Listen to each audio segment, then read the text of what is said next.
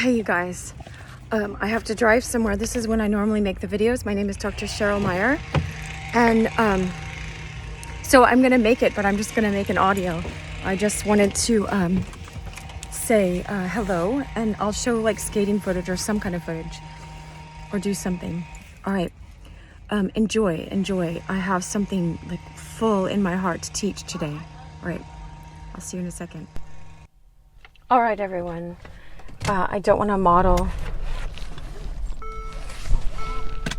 looking at a camera or anything or being distracted while driving. So I'm just starting my car, and this is the thing. All right, this is what I was getting today for all of us, because I always pray. I'll pray for a second right now. God, be in this message. Let me get in the back seat. Like Latoya says, you get in the front seat. Teach these your people, because we're all God's children. We're all made from the Creator. Teach them what you want them to hear today. Christ's name, amen. All right. So I was getting all this stuff because I'm always surrounding myself. I try to read every day something different, and I'm always meditating and being in quiet. And so I saw Steel Pulse last weekend. I have rights to one of their songs, but we're working on the contract, so I'm not going to say much. But there's a line in a song called Chant a Psalm a Day, and it says, "To the righteous reveal the secrets of the Scripture." And then another line that says, "Mystical powers to you unfold, seek ye the half that's never been told." And then it goes, "Get behind me, Satan." Like Jesus quoted, he didn't quote, he said it. He said it to Peter. When Peter all of a sudden, had just said, they said, "Who are you?" And he said, "You are the Christ," the one that they had waited for, the Messiah, the anointed one. And then right after that, he said, "No, you can't die," because, they wanted him to be the king right away and stuff like that. And that's when Jesus said, "Get behind me, Satan." But that's not what I'm talking about today. It's partially what I'm talking about, what's coming to my heart and mind for you. I was just listening to Eckhart Tolle on the way here, The Power of Now, and he was saying how like a cell is like 1/1000th of a millimeter. I don't know, like an inch, or I don't know what he said, but it's very, very small. And he's like, the data and the contents within that cell can't even be described in a 600-page book, And so he's talking about all these people that have misunderstood that there's an intelligent creator. And it's not putting anybody down. It's our culture that teaches this right now. And the norm of the day, it's like egotism has taken over.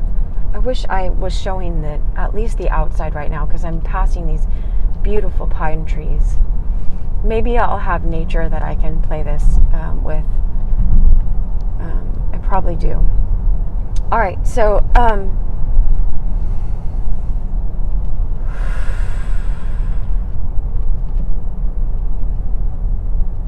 so we take what Eckhart Tolle was saying about being present. And we take what Steel Pulse was teaching us and chant a psalm a day.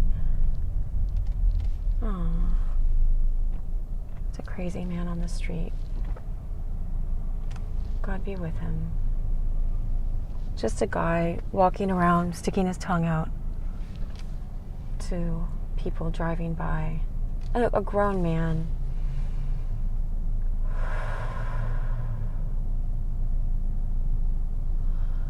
We're so meant to have compassion for all people, and love, and like just thankfulness that, I like what Latoya was saying. It's like that we're above the ground and the ground is not above us. That we have breath in our life today. And I mean, there's so much I want to teach you guys. There's so much I want to say about not being a victim, and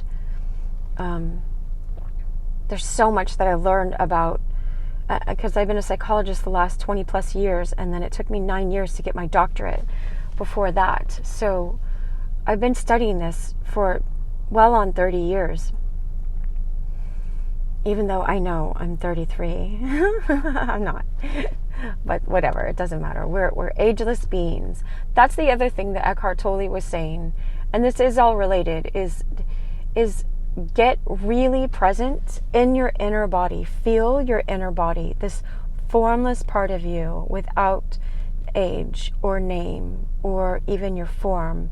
We're in our form, but we're more than that. Your felt sense of being.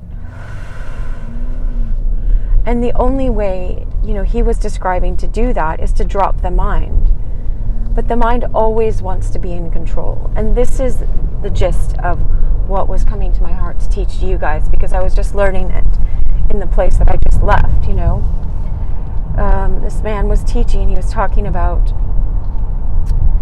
Christ saying, and understand that Christ, whether you know him as the God-man, God became man, or God with us, or a mystic teacher, or a loving human being, or highly enlightened teacher, understand that he has good words of truth to teach us. That how I said at the beginning of this, still pulse can observe and recognize. To the righteous reveal the secrets of the scripture. Righteous is right wayness. When you're aligned with love, aligned with God, divested of your egotism, it's like Eckhart Tolle can tell us really deep truths that seem so simple that other people can't get to because they're caught up in the mind and their egotism. And if I'm spending all of my life trying to build up this idea of who I am, this idea of Cheryl or Dr. Cheryl or whatever, instead of learning who am I really, and what is my purpose here, and how can I live within that purpose. And anyway, this guy was quoting from Jesus, this guy just now that was teaching us, and he was saying the words of Jesus, he read them, were watch out for these men. They come to you, men and women, whatever, these people, humankind, that's what they're talking about when they say that. Anthropos, it's not even men. And even when they say he, it's auto in Greek. It's he or she or it. It's neutral.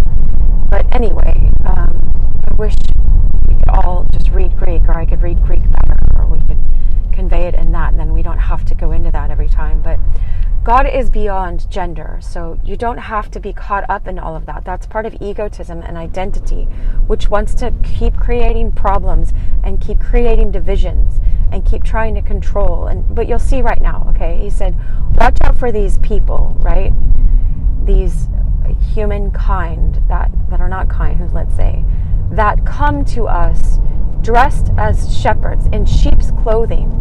Because shepherds can shear the sheep and get the lamb's wool, and the lambs are still there. They can make shepherd's clothing, or when a lamb is old and it does die or whatever, they can take the lamb skin and make what shepherd's clothing is, so they look like a shepherd, but inside they're ravenous wolves. And before, I'd always be like, of course, there's horrible people outside. I got to watch out for them. And by their fruit, Jesus said, by their fruit, you will know them. But this guy who was teaching today,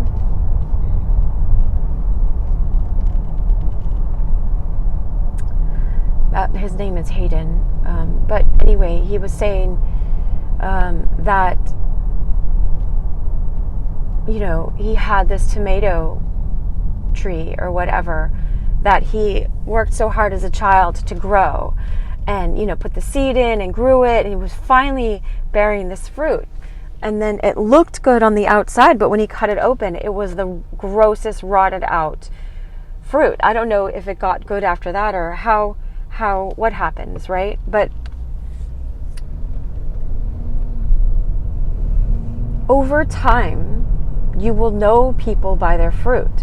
But what I was looking at today is over time, you'll know your own self. Like your own self, there's parts of us. I was teaching a child this the other day, a child in my instruction, right?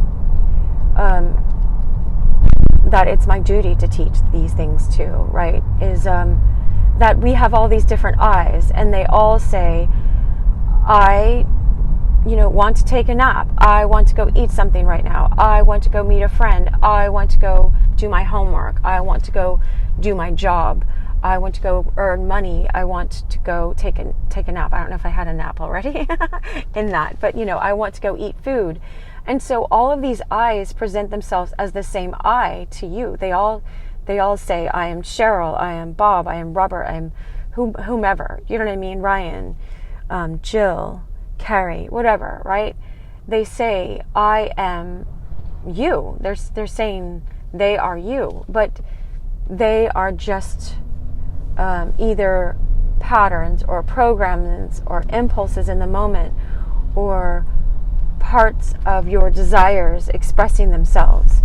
Who is the real I? Who is this inner I? Who are you as a soul?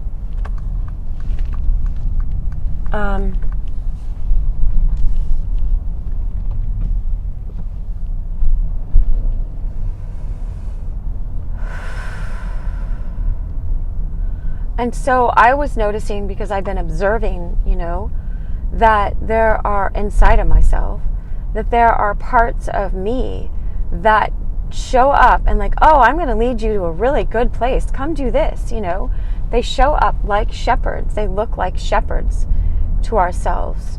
But inside they're ravenous wolves. It's just your appetites disguised in a subtle form again. Now the church teaches, let's learn from the church, right? Because it's, over 2,000 years old. And they got it a lot from Judaism, which is over 5,000 years old, is built on that. And I mean, there's Tao things and Zen things that are ancient as well, that teach these same ideas, that your appetites. Oh yeah, that's what I was going to say. The church just describes it in these 3 easy ways, because then you can remember, all right, that there's the world, the programming of the world. And I learned in my psychology school and graduate school for psychology that hold on, that let me make sure. I might okay, let's see what I have to do here. That there's the world, the flesh, and the devil. The world is like, oh yeah, in my psychology school they taught us the world is the world of your childhood. The world, you say, oh, the world is like this because that's the lens of your childhood. If you got yelled at and mistreated and all that stuff, then you experience the world as like your childhood.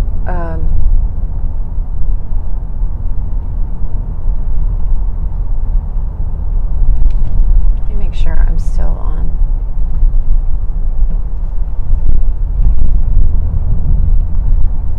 I'm on Pacific Coast Highway. That's why I wanted to show you guys the road. No, I'm still on it. Okay. I usually turn when I go somewhere else, but I'm going anyway. I'm on the right path. Okay, that's what we're talking about, getting back on the right path. So there's the world, the flesh, and the devil. So the flesh is your own fleshly natures. It's like, if someone cuts you off in front of you while you're driving and your flesh wants to go curse them out and flip them off and do all these things, let's say, because you had an agenda and they got in the way of your agenda or whatever, you're attached to how they're driving. You're not at peace. Your flesh gets flared up because you go back and get identified with egotism. You get identified with your mind and with the circumstances around you. You're caught up in the ebb and the flow of life instead of always what Eckhart Tolle teaches, which I love so much, is like, and Christ taught us this in different ways when he says, seek first the kingdom of God and be anxious for nothing. All of these principles are within that, Mystical powers to you unfold. Seek the half that's never been told. Seek what you find in these quiet spaces, when you learn how to cultivate quietness in your life every day, you're taking, let's say you did an hour a day of quiet, of just being quiet and not being caught up in your mind. Well, that's 1/12 of your day if you're awake 12 hours or you're awake more. But let's just say, where you're teaching yourself how to be in silence. It's like the other day I got a vision, I got an image of a horse being broken. And I talked about that in one of my videos because my uncle used to take wild horses and break them so that you could ride them, And you feel like in these days, I know, we feel so bad for the horses. Let them just be wild, But it's like we're meant to have dominion, and that is not to abuse any animal in any way whatsoever. But to have dominion is like, these horses can graze in the pasture and have a great day, but then they can also work for 6 hours or whatever in the day and carry carts. Let's say if we lived in villages with fish to bring to the market to other people and do good things. They create good work for good people to have goods. You know what I mean? Like, there's nothing wrong with that. And so ourselves, if we're just wild and in our flesh nature, what good am I going to do in the world? Like, if there are people like that crazy guy that I just mentioned that was on the side of the road, if there are people like that want to come into therapy because I'm a psychologist, but I just want to sit on the couch and eat chocolate-covered strawberries all day and get really, really large and roll over and, until my body stops working and I can't fit in my car and all of these things. I'm not saying this in a mean way or body shaming. I'm saying this, because I understand my own nature to do that, to like watch cartoons from my childhood and just sit all day and not deal with life. I understand the appeal of that. Like, it sounds really good right now because I didn't get enough sleep last night, And so when you're not in balance, then you want to indulge in other ways. So the more, there's a verse that says, be sober in all things. The more you learn how to actually be sober, the more, now I see the ocean. It's so beautiful. But how am I going to help the world with the gifts that are put in me and the skills that I have acquired getting my doctorate if I just sat and ate chocolate-covered strawberries all day, I wouldn't be out here making this video for you. I wouldn't. I'd be all caught up, and then I would be caught up in the problems that I created from not being mobile and not activating my body. My body is meant to be exercised and healthy and vibrant. And so there's the world of our childhood that programs us, that says you're no good, that says you got to be walked on, or you have to take on all the bad, or you always have to be the comedian in our family, or you have to take this role, or you're not worth anything. There's the world of our childhood and the world and the collective consciousness that we pick up. There's the flesh, our own fleshly nature that says, I want this, I want an Oompa Loompa now. Have you seen Charlie and the Chocolate Factory? That can be spoiled if you just indulge that, which our world just says, keep indulging that, which is at the expense of others. It looks like I'm not hurting anyone. I'm totally hurting people because I'm not using the gifts that I have for this world. They're meant to serve people. They're meant to serve the divine love and divine love's purposes. So more love can be, like the sun shine through me. It's like if we turned the sun off, we'd all be affected. We'd all die.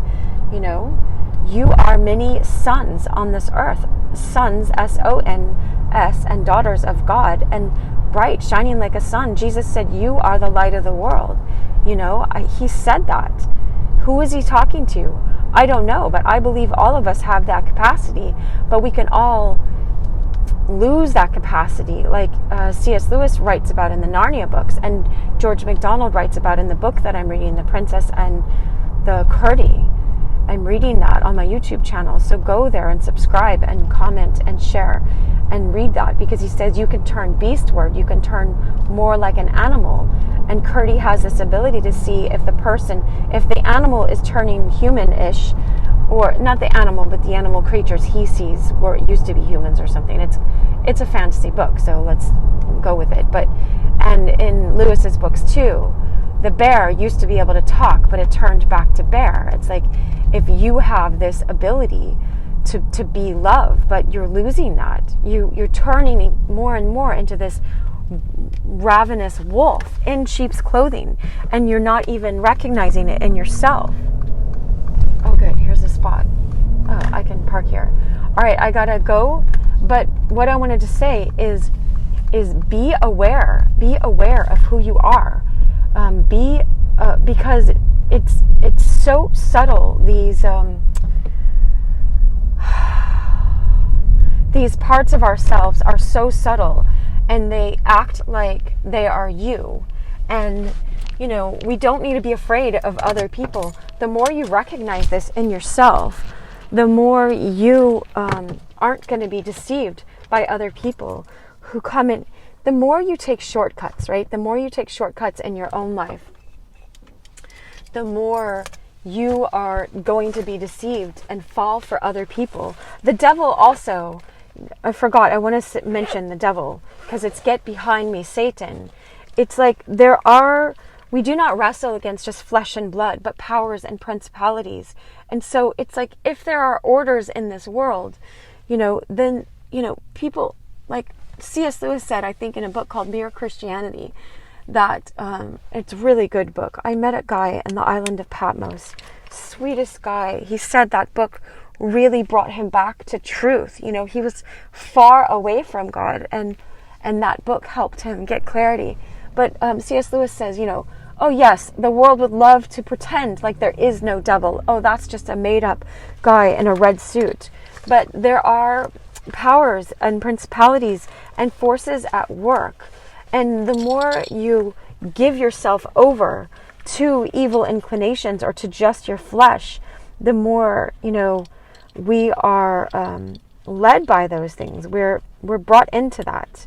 We're brought into being used by those powers, and you don't even realize you are. It's just like, if a government starts manipulating you, you don't realize how much you're manipulated by them until your eyes get opened and you see, oh, I was being used.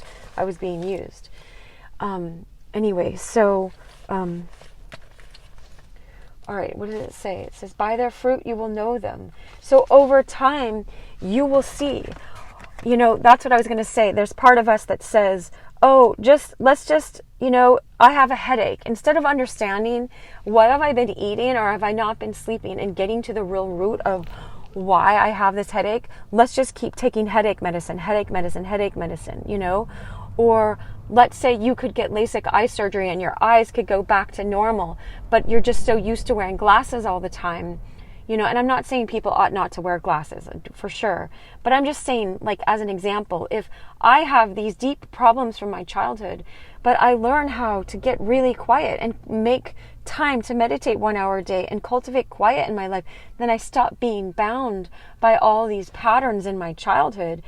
If I learn how to do that and let go of my childhood, then I don't have to keep taking an antidepressant that suppresses all my feelings and makes me numb, because I'm afraid to feel my real feelings, because I kept feeling worthless, because I never took the time to untether myself and detach myself from that.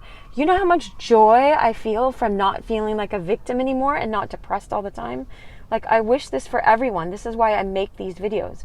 All right, I wish you so much love. I don't want to be late. I wish you so much love. I'm so glad I got some time to talk to you still. Much love. Share this and comment.